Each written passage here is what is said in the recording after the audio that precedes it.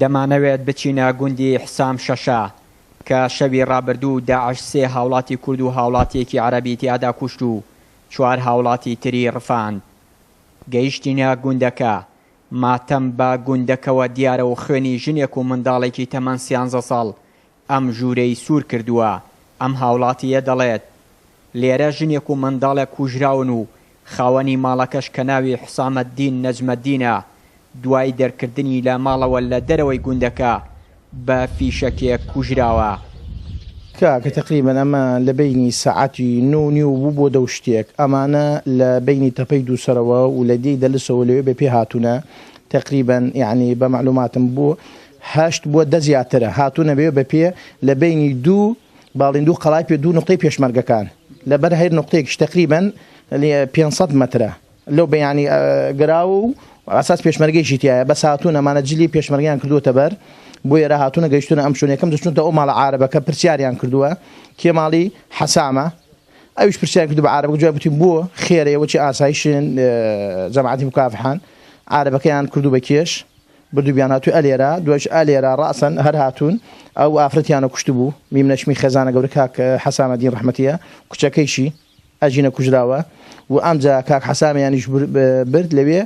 لەگەل ئەو عارەبەکە و دوو مناڵ عارەبەکە لە پشتەبەکە حەسامیان کوشت و بۆکەکەی کاک حەسام براوە لەگەل کوڕێکشی براوە ئێستا ئەلم دێ بام ئەلم دێ 4 کوژراوە و 4یانیش بردووە جەماعەت یەکەم جەکە هاتوو بوون 4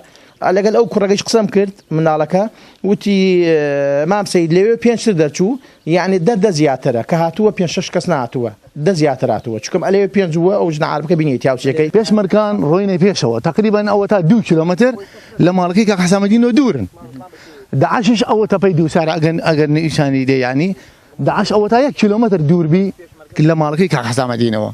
هەلێرە بەرگەری کرد بە تاق و تەنیا و بە پشتیوانی پێشمەرگەوە بەڕاستی یعنی بەڵام پێشمەرگەکان ئەو بی ئەم منتەقەکە ئازاد کردیا ڕۆیشتە 2 کیلۆمەتر بەودیەوە بینی نقطەی لەگەڵ قەڵای پێشمەرگەیە تقریبا 500 مەترە زیاترە شتێوایە یعنی فەراغ پەیاکە ئیتر ئەو فەراغیان ئەوانیش بە مەجال زانستووە معلومات یانی شەیە کاکە عەرەب هەیە لە منەوە عەرەب هەیە ئەو عەرەبکۆی عەرەبەکانیان هەوردەوە بەیان گشتیان گەڕانەوە معلومات هەیە. گوندی حسام شەشە دەکەوێتە باشووری داخۆقەوە و گوندێکی دوورە دەستی کاکەیە و نزیکە لە سەنگەرەکانی پێشمەرگە و دوو ماڵتیایدا سەرقاڵی ئاژەڵداری و کوشتوکاڵن. بۆ وەرگرتنی زانیاری زیاتر سەبارەت بە ڕووداوەکە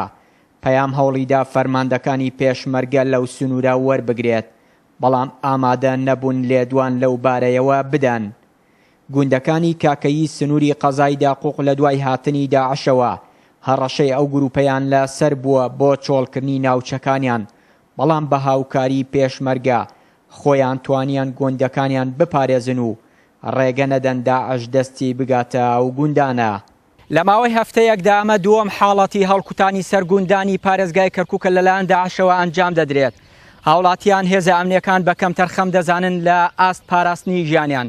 بۆیە داوا دەکەن زیاتر چاوکراوە بن بۆی حاڵەتی هاوشێوە دووبارە نەبێتەوە. چیانووری کەناڵی ئاسمانی پەیام سنووری قەزای داقوق.